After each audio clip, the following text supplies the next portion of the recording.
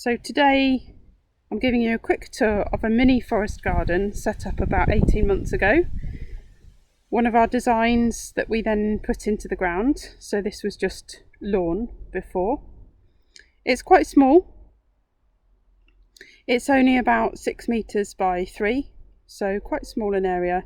And the frame that you can see around it is just to protect it, as it's in a suburban neighbourhood with neighbouring gardens. So I'm going to give you a quick tour and then you'll hear from Sue, for whom the garden was designed. So we've got some sea buckthorn here in the foreground and the background. They're nitrogen fixing shrubs. And we've got a josterberry here for fruit.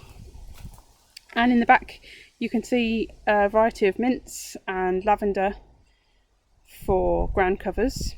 They're lovely in flower at the moment. And in the middle there we've got a hazel.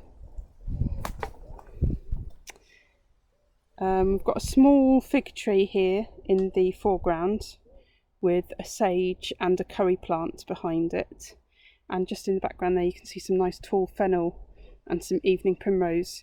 And Sue will just say a quick thing on the plants that were put into the garden and why they are here. And then we've got some gooseberries down this end.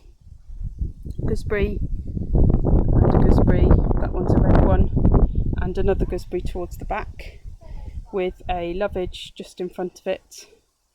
And then we've got some oregano and some more herbs there as ground cover.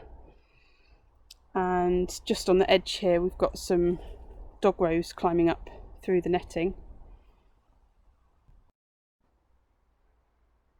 Well, this garden was, as Rachel said, made about 18 months, 2 years ago, and it was done really for the purpose of having medicinal and herbal things in the ground. I wanted to use as much as I possibly could, and I get so much pleasure from drying a lot of the herbs. The lovage particularly makes a super duper dried herb and sprinkled it onto meat dishes, etc.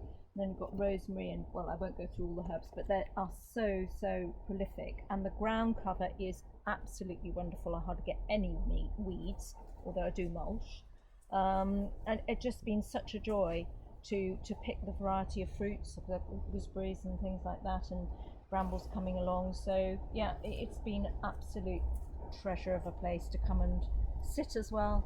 Very peaceful, very quiet, very productive.